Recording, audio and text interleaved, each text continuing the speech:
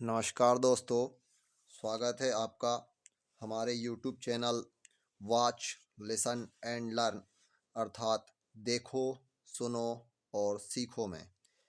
कैसे हैं दोस्तों? आशा करते हैं स्वस्थ होंगे, मस्त होंगे।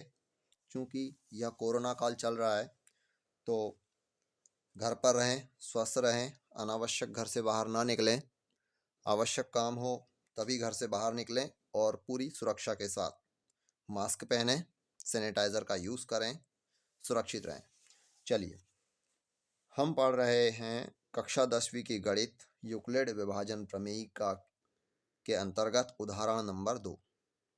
इसके पहले हमने उदाहरण नंबर 1 देखा था, जो कि पिछले वीडियो में हमने उसे बताया था। यदि आपने उसे नहीं देखा है तो डिस्क्रिप्शन बॉक्स में लिंक मिल जाएगा आपको, वहाँ जाके उदाहरण नंबर 1 देख लीजिए, समझ लीजिए। चलिए, आज हम उदाहरण नंबर 2 करते हैं। तो बहुत ध्यान से इसे पढ़िए कि लिखा क्या है, क्योंकि इसी में आंसर छुपा होता है। ठीक है, जितने अच्छे से आप पढ़ेंगे, समझेंगे, उतना ही आपको हल करने के लिए आसानी होगी। ठीक है दोस्तों, तो देखते हैं। दर्शाइए कि प्रत्येक धनात्मक समपूर्णांक 2q के रूप का होता है तथा प्रत्येक धनात्मक विषम पूर्णांक 2q धन 1 के रूप का होता है, जहाँ q कोई पूर्णांक है। ठीक है, तो इसे समझिए। हमने सारी चीज़ें आपको बताया था, वास्तविक संख्या भी पढ़ाया है आपको, उसमें हमने पूर्णांक, धनात्मक पूर्णांक, ये सब क्या होते हैं आपको बताया था। अगर आपने वह वीडियो भी नहीं देखा है तो डिस्क्रिप्शन बॉक्स में लिंक मिल जाएगा, वहाँ से देख लीजिए। चलिए, थोड़ा सा हम बता देते हैं। कह रहे हैं कि प्रत्येक धनात्मक समपूर्णांक 2q के रूप में होता है। तो आपको पता होना चाहिए कि धनात्मक समपूर्णांक कौन से होते हैं। धनात्मक यानी धन प्लस होंगे, समपूर्णांक यानी कि 2 से विभाजित होंगे। सम संख्याएं जो कहते हैं हम जिसे 2 से विभाजित, यानी कि इधर मैं दूसरे इस पे बता देता हूँ। समपूर्णांक कौन कौन से होंगे? एक तो 0 भी हो सकता है, 2, 4, 6, 8, ये आपके क्या होंगे? धनात्मक समपूर्णांक, जो कि 2q के रूप में रहता है, इनका कहना है। दूसरा बोल रहे हैं धनात्मक विषम पूर्णांक। अब विषम पूर्णांक कौन से कहला जाएंगे यहाँ पे आपके? जो कि 2q प्लस 1 के रूप में होता है, कह रहे हैं ये। तो विषम पूर्णांक और वो भी धनात्मक, ये कहलाएंगे आपके 1, 3, 5, इस टाइप से, जहाँ q कोई पूर्णांक है। अब पूर्णांक कहाँ से स्टार्ट होते हैं? 0 से। 0, 1, 2, 3, ये सब क्या है? पूर्णांक है। ये पूर्णांक है ना, ये अनंत तक जाते हैं। इसी तरीके से माइनस में भी जाते हैं, -1 मतलब ऋण 1, ऋण 2, ऋण 3, ये अनंत तक जाते हैं। लेकिन ये ऋणात्मक पूर्णांक कहला जाएंगे। हमें क्या कहा गया है? धनात्मक समपूर्णांक और धनात्मक विषम पूर्णांक। तो q भी धनात्मक ही होगा, इसीलिए q का मान 0 हो सकता है, 1 हो सकता है, 2 हो सकता है, कुछ भी हो सकता है। ठीक है, लेकिन अब इसके अनुसार, सवाल के अनुसार हम देखते हैं कि उदाहरण में क्या कह रहा है। तो चलिए, हम मान लेते हैं कि a, माना कि a कोई धनात्मक पूर्णांक है। ठीक है, तथा b बराबर 2 है। अब b बराबर 2 क्यों है? चलिए आगे बताते हैं हम। चूंकि हम क्या पढ़ रहे हैं? यूक्लिड विभाजन प्रमेय का। ठीक है, चूंकि यूक्लिड विभाजन प्रमेय का से क्या होता है? यूक्लिड विभाजन प्रमेय का a बराबर बी क्यू धन आर, जहां जहां एक कंडीशन भी होती है। कौन सी कंडीशन होती है आपको पता होगा। जो आर है उसका मान बड़ा या बराबर होता है 0 के और छोटा होता है बी के।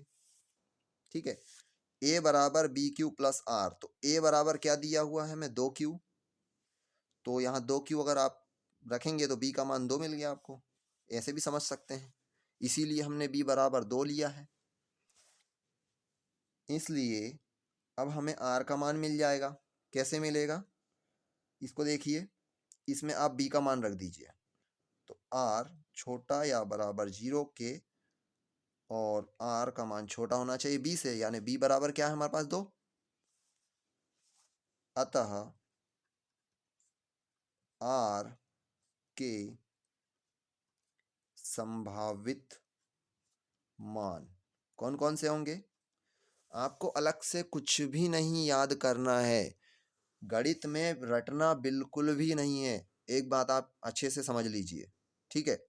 जो भी है पूरा सवाल के अंदर है, आप अच्छे से पढ़िए सवाल को, और बिल्कुल यूक्लिड विभाजन प्रमेयिका पढ़ रहे हैं हम, उसको लिख दीजिए। आप यूक्लिड विभाजन प्रमेयिका का सूत्र लिख दीजिए और कंडीशन लिख दीजिए जो आपके पास में दी हुई रहती है। मैं इसको हाईलाइट कर देता हूँ। कंडीशन आपकी ये रहती हैं और यूक्लिड विभाजन प्रमेयिका आपका ये है, ठीक है।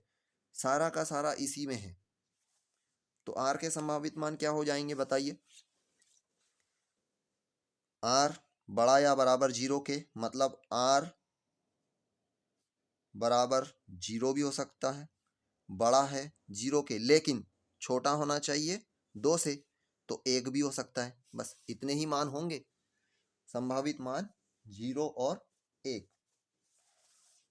तो आर का मान एक बार हम 0 रखेंगे सूत्र में यहाँ पे, और एक बार 1 रखेंगे, तब देखते हैं फिर हमें क्या प्राप्त होता है। ठीक है, चलिए रखिए। इसलिए ए बराबर बी क्यू धन आर में आर बराबर 0 एवं 1 रखने पर देखते हैं क्या मिलता है। ए बराबर बी का मान तो हमें पता ही है, ये 2 लिखा है ना, तो 2 क्यू धन आर का मान एक बार 0 रख दीजिए, एवं ए बराबर 2 क्यू धन ये 1। ठीक है, तो 0 तो 0 हो गया, तो ए बराबर 2 क्यू और ए बराबर 2 क्यू धन 1, ये 2 मान मिल गए हमें। जैसा क्वेश्चन कह रहा है बिल्कुल वैसा ही हल करना है। और दूसरी कंडीशन इन्होंने क्या बोले थे, जहां Q कोई पूर्णांक है, तो Q अगर कोई पूर्णांक है, चूंकि जो 2Q है वो धनात्मक समपूर्णांक बताया है इन्होंने, और 2Q धन 1 जो है वो धनात्मक विषम पूर्णांक बताया है, इसलिए Q भी क्या होगा, धनात्मक पूर्णांक होगा। ठीक है, अगर Q मान लीजिए आप धनात्मक पूर्णांक ले रहे हैं और Q का मान रख के देख लीजिए आप कि 0 से स्टार्ट होगा Q का मान, धनात्मक पूर्णांक अगर बोला गया है तो आप रखिए यहाँ 0, अगर रखेंगे आप Q का मान तो 2 शून्यम शून्य मतलब 2 प्राप्त होगा। तो 2 क्या है, एक धनात्मक समपूर्णांक है ना 2, और अगर यहाँ पे 0 रखते हैं Q का मान तो 2 शून्यम शून्य और धन 1, 1 प्राप्त हो जाएगा आपको। ठीक है, तो ये क्या हो जाएगा, विषम धनात्मक विषम पूर्णांक हो जाएगा। तो यही इनका कहना है।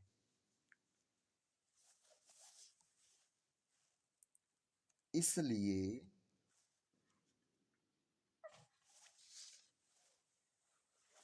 प्रत्येक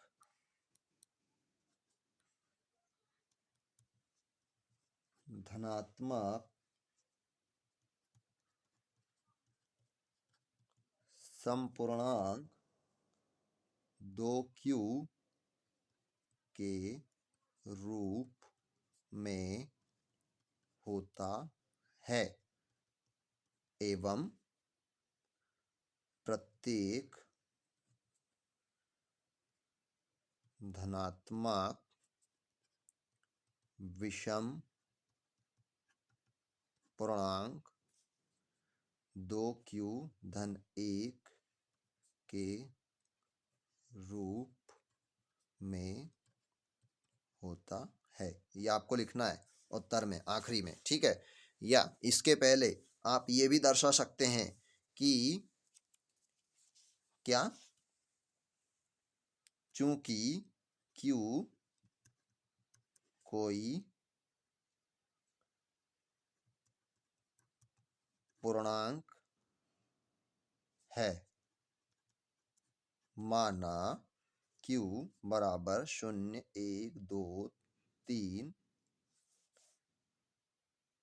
है, तब a बराबर 2q और a बराबर 2q धन 1 रख के देख लीजिए आप क्या क्या मिलता है। a बराबर 2 गुणित 0 बराबर 2 आ जाएगा। यहाँ a बराबर 2 गुणित 0 धन 1, तो a बराबर क्या मिल जाएगा, 2 शून्य में शून्य तो 1 मिल जाएगा।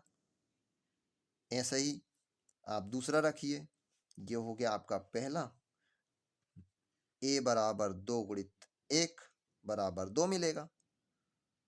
ये पहला मान निकाला आपने, अब यहाँ भी दूसरा निकाल लीजिए, a बराबर 2 गुणित 1 धन 1 क्या होगा, 2 एकम 2 और 1 3 हो जाएगा। ऐसे ही आप एक और संख्या रख के देख लीजिए, 2 गुणित, अब 1 रख लिया था हमने, अब 2 रख के देखते हैं, 2 बराबर 4 हो गया। यहाँ देखिए a बराबर 2 गुणित 2 धन 1, 2 दूनी 4 और 1 5 हो गया। ये 3, 1, 5, 1, यहाँ क्या क्या मिला हमें, सॉरी 2 शून्य में शून्य मिलेगा ना यहाँ पे, है ना, ये 0, 2, 4, ये क्या है, धनात्मक समपूर्णांक है, ये धनात्मक विषम पूर्णांक है। ये किसके मान आए हमारे, a बराबर 2q प्लस 1 और a बराबर ये 2q के मान ये आए हैं। तो यहाँ से आप देख लीजिए सत्यापित हो रहा है कि नहीं हो रहा है। तो आप ये भी लिख सकते हैं साथ में इसके, ताकि आपके नंबर काटने वाला एक नंबर भी ना काट सके। मैं गारंटी के साथ कहता हूँ कि नंबर काटने वाला सोचेगा 10 बार कि इस बच्चे का मैं कहाँ से नंबर काटूं, क्योंकि इसने तो इसको भी सिद्ध कर दिया लिख के, ठीक है। तो उम्मीद करते हैं आपको ये समझ में आया होगा उदाहरण नंबर 2। तो वीडियो अच्छा लगा हो तो बिल्कुल लाइक कर दीजिए और अपने दोस्तों मित्रों में शेयर कर दीजिए, ताकि वे भी उदाहरण 2 समझ सकें और उन्हें कोई समस्या ना हो। और बिल्कुल इसके अगले वीडियो में हम उदाहरण नंबर 3 लेकर आने वाले हैं, इसलिए इस चैनल को बिल्कुल सब्सक्राइब कर लीजिए और बेल आइकन दबा दीजिए, ताकि आपको नोटिफिकेशन फटाक से मिल जाए। जैसे ही हम यहाँ से वीडियो अपलोड करेंगे उदाहरण नंबर 3 का, आपको उसका नोटिफिकेशन मिल जाए और आप देख पाएँ, ठीक है। चलिए, धन्यवाद।